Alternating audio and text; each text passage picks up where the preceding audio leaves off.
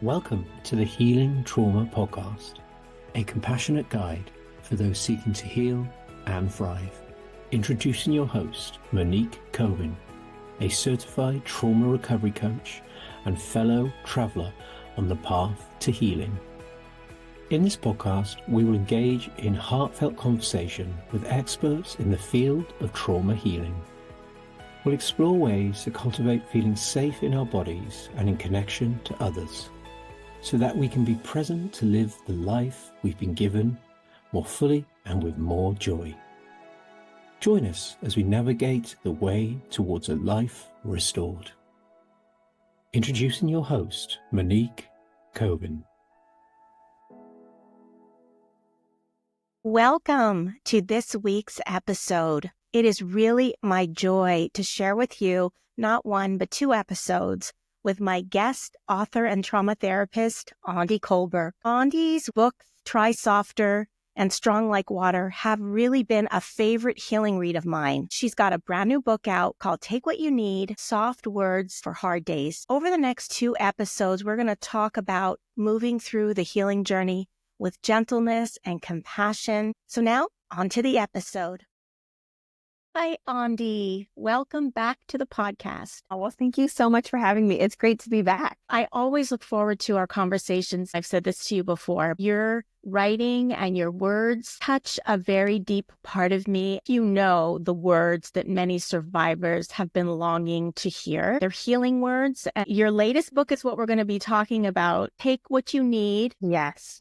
Well, I can feel myself. I feel a little bit emotional just even hearing that. So I just thank you for that. Yeah, the full title is Take What You Need, Soft Words for Hard Days. You were the very first one who introduced the idea of try softer, the idea of softness and gentleness, and why our bodies and our souls crave that as a way to have a relationship with ourselves. I'm so grateful for that. It has really made an impact on my life and on so many others. When I went through this book, I'll admit it, I cried through it. What we have needed to hear as survivors are words of gentleness and compassion and kindness. In this book, you've got so many quotes and words. I just savor them. I take a deep breath and I take it in, and it just feels so good. Maybe I'll just start with, why did you write this book? Well, again, thank you. I'm so touched to hear how you're resonating with this. And yeah, so Take What You Need, this book concept. So really, all of these quotes are pulled, like some of them are from Try Softer, some of them are from my second book, Strong Like Water, some of them are from some of my guided journeys that I wrote. And part of why I have my publisher is really supportive. We were thinking about doing a different kind of project. And, I have the book right here. And what's different about this book, like this is my first hardback book, and just like the overall experience of it is a little bit different than my other books. And I love, maybe in a little bit, I can show that more. One of the things I hear a lot from my readers, and there's been a whole spectrum of folks, which is I'm so grateful for. But there are a whole bunch of people who I think oftentimes they're not ready to jump into a 250-page book that really, even though I really work to make all of my writing accessible, maybe they are not ready to fully jump into like learning about the neuroscience and it's partly because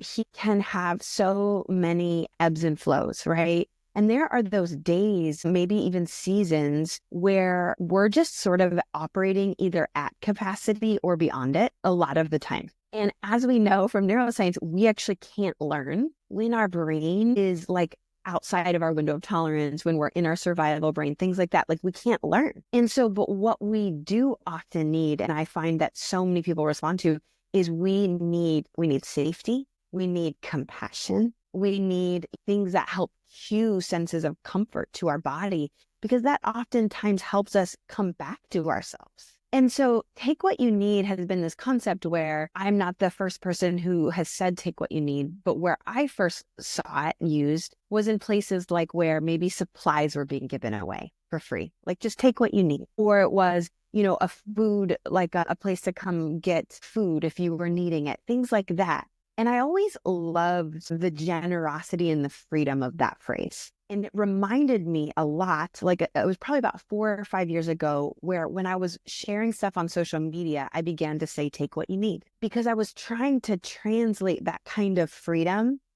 the kind of feeling where I wanted to empower the actual reader to say, look, I am not the boss of you. You are the boss of you. Like, you have wisdom in your body, and I want to empower you to listen. And it's my hope that there will be something here that you need. So be empowered to take what you need. And so to me, I have just seen over and over again that sometimes we need those smaller bites, and that often takes us further and builds the scaffolding so that we don't just drown in the too muchness of healing. That makes so much sense. And we can read books and it's just too much. Whereas these felt to me like tiny nuggets of nourishment, like a healing balm. It was what I needed to hear, hence the tears, which my body was saying, ooh, this feels good. You've needed this for a long time. And I also think that just a small amount is just right, especially when we're not used to, let's say,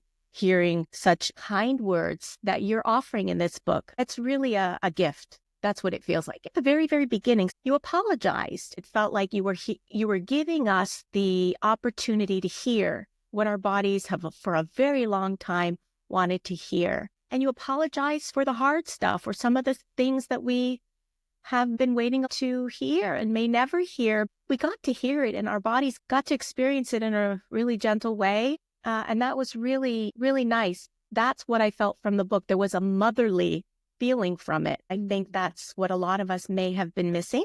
Yeah. Thank you for saying that. Yeah. I definitely am, as I hear you talk about that, I hold the paradox that it's like, I know it's not my fault personally as a person, that for folks who have experienced, things that are not my fault are not my fault, I guess is what I'm trying to say. But I have seen how impactful, how significant it can be when people model that sense of like, almost like repairing or moving toward pain in a way that even when it wasn't, even just that empathy, even that compassion helps to be part of the repair. It creates a structure to say, oh, this is what it's like. This is what it feels like for someone to really honor and validate and want to repair. And I think about, for me, as so as a therapist, I think about the times in my work with clients where, even as a therapist, like if I make a mistake, I try to do what I can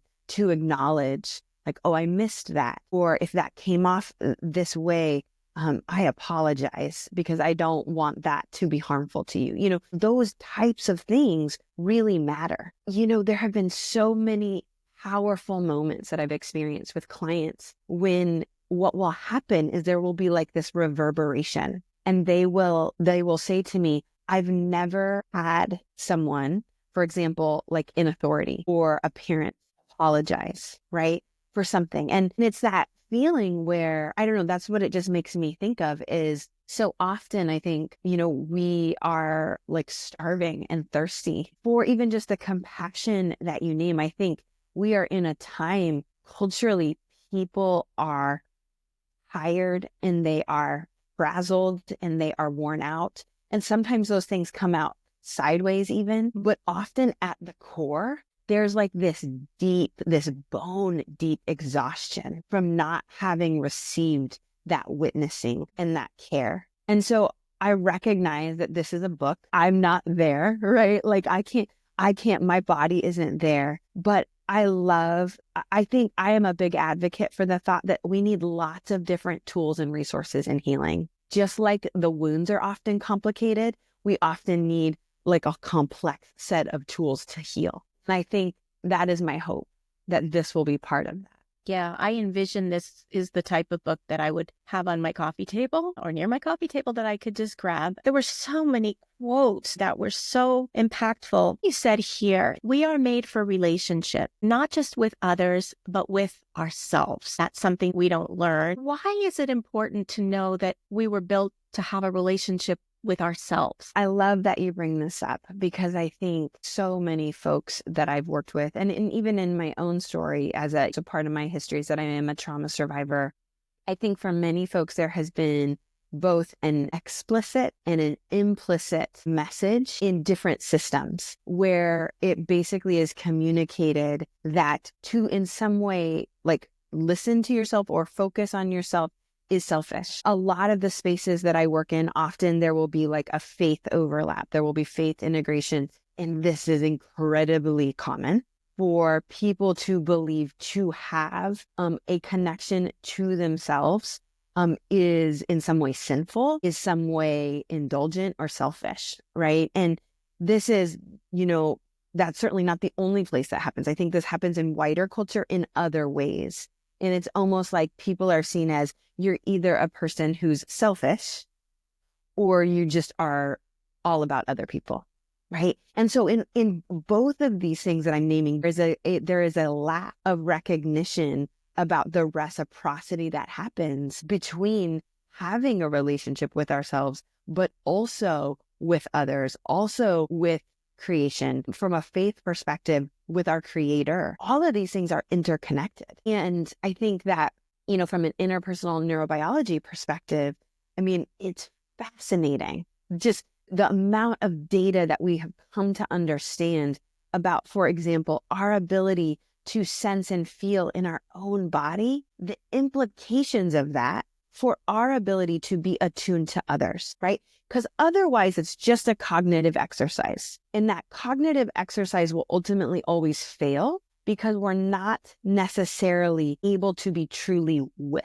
Wow. I think that some people haven't developed that sense of listening to themselves because that wasn't introduced, or they're cut off from that. If you don't have that, then you don't necessarily have the capacity to attune to other people and to feel. You want to say more about that, if I'm on the right track or not? Yeah. No, I think that's true. And this is an area I'm always really delicate with, because I think that trauma survivors already get so much about, I think there's so much messaging that can tend to come in, and then we internalize like how bad we are or broken or whatever that means. And so I want to be mindful that part of this is just honoring the process, right? What I mean when I say that is the way that we love other people, even when we're disconnected from ourselves, doesn't make us bad.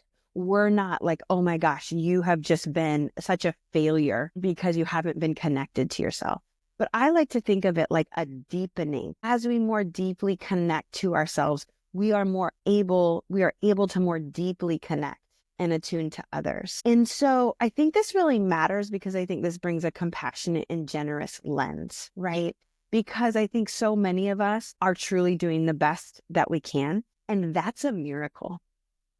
Like, that's a miracle for so many people. I often, when I think about trauma survivors, I'm like, you're a miracle that you are here, that your body has adapted in the ways that it has so that you still exist. Almost like, how did you get so far is how I think about it. In my second book, Strong Like Water, I talk about some of this through the lens of different kinds of strength.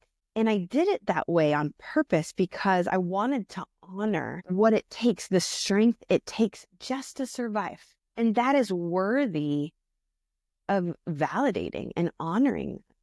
And as we are able, we gain the safety, we gain the resources, we are able to reconnect to ourselves. We don't become less of ourselves, we expand into more of who we're created to be. And I think about that. So just in terms of how we are with other people too, I just think that there is this really generative view in which, because we're all connected, I think we can bring the compassion that sometimes we haven't always had what we needed. And that means we haven't always shown up the way we've wanted to. And there's still so much hope available to us. That's beautiful, and beautiful way of seeing it. Yes. Shouldn't be surprised that you're going to put a beautiful, compassionate lens on it.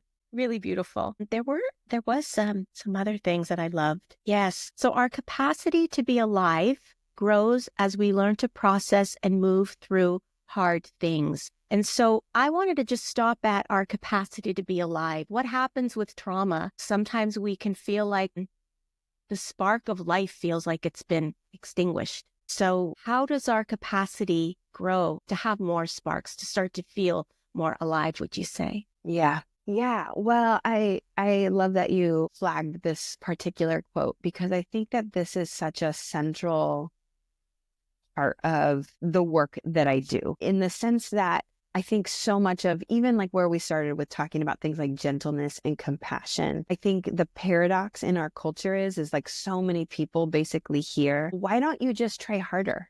Like, if you want to be alive, if you really want to go live life, like, go just push, take it to the max, right? And certainly there are seasons and times of life, like I'm not in everybody's particular circumstances. Yes, maybe there are times for that particular fullness. But I would say for a lot of trauma survivors, they are already at their capacity, if not beyond. And it is particularly that dynamic, that feeling of like, you're either like in sort of like your sympathetic nervous system, like it feels like too much, or you're just dropping into like, I got nothing left, right? And that's where so many people just bounce between those things, like too much, not enough, too much, not enough. And so when I think about this vitality, this aliveness, that is almost like a completely different path. It's almost like, I think, I love the quote, and I'm trying to remember if I think it was maybe Hafiz who said this, and he was talking about, you can do it like it's a great weight, or you can do it like a dance. And that quote is so beautiful to me because it reminds me of this work of like almost like this curiosity of like aliveness. Like maybe the aliveness isn't gonna come because of how hard we push. And maybe it's because we actually begin to say, well, what if it could look different? And so I think that this whole capacity piece for so many trauma survivors, I think that there tends to be this place at which you reach and something clicks and you say, if I try to run their race, if I try to live so-and-so's life, I literally can't function. What does it look like for me to own my life, to honor my limits? Because in doing that, that's where we begin to find that our capacity starts to return, where we start to be able to really be with the beauty, where we're able to begin to even more notice glimmers, even more notice beauty. And it often comes through ways that we wouldn't expect. Yeah, I love that. I was thinking when we were talking about the aliveness is, I know for me, being like you described in the sympathetic or feeling more in the, dropping down and feeling like no life at all, nothing, is that when I started to look for glimmers or started to slowly, orient towards the goodness and what's there, that was the aliveness. I started to see things I didn't see before because I was in sympathetic and too busy running for my life, quote unquote, to be able to see or hear that cute little bird. And the life that I felt in those little moments really were quite something. They were remarkable and they felt so good.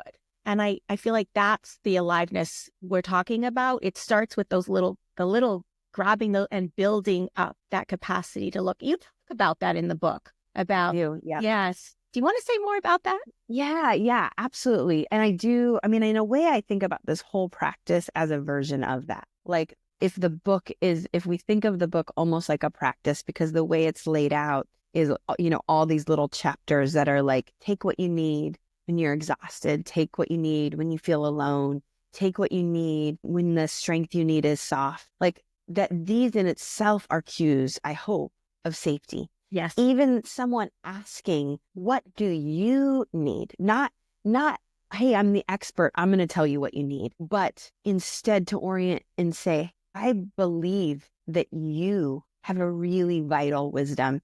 And what if we slowed down just to see if we could tap into that? And so all of these things, and then I hope the quotes, right? Like these different things, that they would be cues of safety. And sometimes they are through compassion, right? Because compassion can be a cue of safety. Sometimes it can be through beauty, because that can be. And so there's all these ways. And I'm so passionate about this too. My second book, In Strong Like Water, I talk about what I call compassionate resourcing. And really this is built off of a lot of what I learned from Dr. Ariel Schwartz. She defines a resource as anything that conveys safety to our bodies in the present, right? And if we think about what glimmers are, they tend to have a particular quality, but in many ways they are visceral safety. And they are visceral safety just communicated that our body is just like receiving that message, right? because glimmers can look like so many different things. And so I think the paradox of this work, just like what you're naming though, is that when you have had to survive by having to be outside of your window of tolerance, by pushing yourself too hard, the thing that can be so difficult is that goodness itself can start to feel unsafe. And what we want to do with that, it doesn't mean that it is necessarily quote unquote unsafe. It means that our bodies, this capacity piece, right? So much of trauma work is about titrating. It's about saying, okay, what is the amount you can be with? And so what I would say is, like, for folks listening, even in the way I even wrote this book, is to say, what is the amount you can be with? And to start there and to be with that to the extent that you're able, listening and honoring to the information your body tells you, because this is where attuning to our own particular story, our own body matters. Because if you try to do it exactly like someone over here, who is like, I do this for X amount of time a day. That's great. That's beautiful. But let's check in with our bodies and let's ask, what's that like? Is this still helpful? Does it still feel supportive? Because even that practice actually is the work of building capacity. It's about self-compassion, and that practice is actually happening as we do that. And yet we know how hard it is for survivors we can do it and we can offer it to our neighbors, to our friends, to our children, to people we love, to strangers, but to ourselves, it just feels like we're sucking on a lemon. Yes. And so I wanted to talk about that with you. First off, why is it so hard? Yeah. Thank you for naming that. Absolutely agree. I think self-compassion is not a given. And I think that oftentimes this in and of itself has the potential to be a sign of trauma, a sign of the wounding, right? Because in a way, if we use sort of like attachment framework to talk about this, part of what happens, for example, in like if we're experiencing secure attachment with a caregiver, or, sort of the language of good enough parenting, borrowing that from Winnicott and sort of how that's developed over how we see it now. What happens literally in our body is that the framework, the internalization of the parent is that's part of the goal of attachment, like process, is that from your childhood into becoming an adult, we sort of develop this internal, like, secure, good enough parent. And that sort of becomes how we talk to ourselves, right? And so it's, in my opinion, and again, I'm not saying all of this, people I'm sure have a whole variation of their stories, so I want to be mindful of that. But if really significant people in your life relationally have not been safe, have been neglectful, have been harmful, if there's been a lot of rupture without repair, if there's been lack of attunement, if there's been lack of literal compassion, all of these things, it makes it profoundly difficult for us to have an internal voice that conveys that compassion, that self-compassion, right? And it even makes sense too that it would be possible to display understanding and compassion to others, because that can be witnessed in a different way, right? Like, we can observe other people getting compassion and then thinking, well, yeah, they deserve that compassion. That doesn't mean we were the recipients of the compassion. So therefore, it doesn't necessarily mean it's been internalized by us, right? Particularly when it's our closest, like, primary attachment. And so it makes so much sense. I mean, it just literally, in multiple respects, it makes sense that where we have not been given care, it makes it really hard for us to care for ourselves. If part of the literal point of development is that we would be able to become sort of like a capable, caring adult self, but we didn't have that kind of support, of course we don't have that internally. And I would say even more, and the way that I tend to see this in my perspective is that a lot of the criticism that we might have, a lot of the internal shaming that we might have, has probably developed as a way to, even though this is going to sound paradoxical, to keep us safe. Because if, let's say we had a caregiver who was extremely critical, and now we ourselves are really critical of ourselves. I often work with clients to help them understand that this part of ourselves that's so critical is really working hard, because there's this sort of way in which it says, if I can keep myself perfect, then they don't have to criticize me. And then I can maintain the attachment relationship, right? And because that's essentially in your childhood, that's the goal, is like, what do I have to do to maintain the attachment relationship? And then without resolve, without healing, that will simply continue.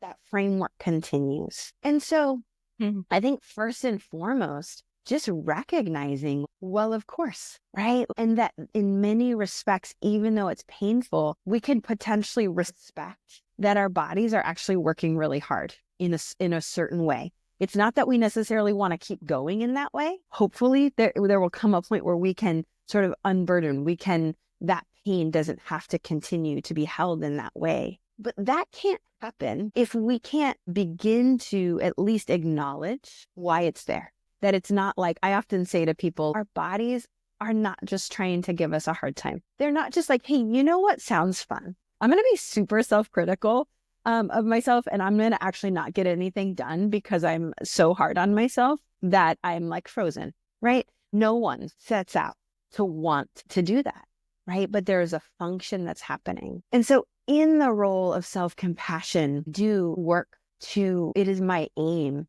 to talk about this work and to very much come from a place of compassion. And part of that is my own personal work. Like, I have had to really cultivate my own self-compassion, because it's also my story that my story is that I was very hard on myself, that I was often very disconnected from myself. I was often, ultimately it was my own fault, typically, is where I would come to, that I felt that I was in some way creating the things that happened to me. And it has taken a lot of my own personal work to cultivate, first and foremost, just the respect to say, like, that was literally so hard. Like, you're not making it up. Like, it was literally, this is me talking to myself. And in that process, so that is part of how I work and desire to show up in my writing, because I know the difference between someone approaching you with good information, but they feel cold. They feel uncaring. They feel dismissive. They feel like if you don't get this, there must be something wrong with you. You're behind. Why are you taking so long? All these ways that, and certainly none of us are perfect, right? But in my years as a trauma survivor, but then also as a therapist, what I have seen is that how we do what we do really matters. And it goes back to, you and I talked about earlier in our conversation that there's a modeling, right? Like, even the apology of like, I'm so sorry that you have had to live this way. Like, my heart aches for you, for what this has cost you, right? Like, that's a modeling. I really do believe that. And I really do feel that. And it's similar when you have not had people who've shown up for you in compassionate ways, when you have not had people who said, no, this is your choice. It's not mine. No, you get to decide like what feels good to your body. And so I think I'm sharing this because it's all these caveats in a way that come before the self-compassion, because sometimes we want the self-compassion, but we don't even know, first of all, what that would look like. We haven't necessarily received a lot of compassion. So we don't know, we don't have anything to pull from. And so I think that self-compassion can be built. Just like that other capacity that we talked about could be built, this is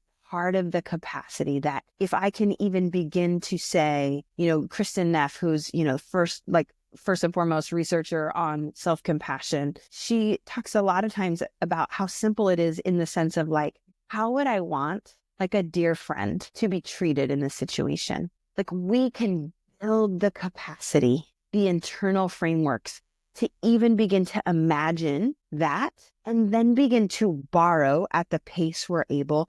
Can I borrow some of that compassion? Maybe I'm going to give 90% of that to my friend, but what would it be like for 10% of that to come my way, right? So this is where the nuance and the attunement really begins to matter. because even self-compassion can begin to feel like a weight if it's not entered into in a way that truly embodies the compassion. I think you said we have to start with validating that there was some pain there. That's the first step. You can't be compassionate if you don't acknowledge that something is there that's painful, that requires compassion. Even one other thought on that is even just to say, because our bodies are constantly communicating to us and our bodies are constantly kind of giving us different pieces of data, I think something to pay attention to is that there are folks who sometimes they've got all this sort of the symptoms, right? Maybe they're in sympathetic and then dorsal, and they're really hard on themselves and they've got lots of relational pain and they have all these things, but they maybe don't have a lot of memory around what has happened to them. Maybe they just know, like, maybe it wasn't great or it's really hard for them to go there. I think I want to even just name that we don't need to have every detail, the fullness of those stories to be able to recognize even sort of the numbness is information. Even our inability to access the pain is worthy of honor and worthy of that compassion, because that too is information. That too tells us something significant happened. Maybe we don't know what, and we certainly want to be mindful of what assumptions we move towards. But I think in our culture that often wants, I love words. I'm a writer. I speak all the time. I love words. But part of my trauma story is that there's a lot of my story I don't remember. There's a lot of my childhood I don't have words for. And that's part of why I have loved, I am a body-centered therapist. That's one of my main modalities. And I'm so grateful for that work, because the body will tell you the truth. The body will tell you the truth. And maybe we don't get every single detail like we would if we're writing down a narrative, but we have all that we need to still honor and pay compassionate attention and ultimately heal, because that's available to us. That's such good wisdom. And even at the beginning of listening to those signals, when I was a young mom, I just bypassed so much. And as we've learned about the body and how the body speaks and beginning to listen and honoring, that is really part of coming back to who we were designed to be. I love this conversation. I told you I'm sending it to this person, this person. It's a beautiful gift you've put out into the world, and it will touch many people and support them on their healing journey. Thank you so much for saying that. It's an honor to be with you.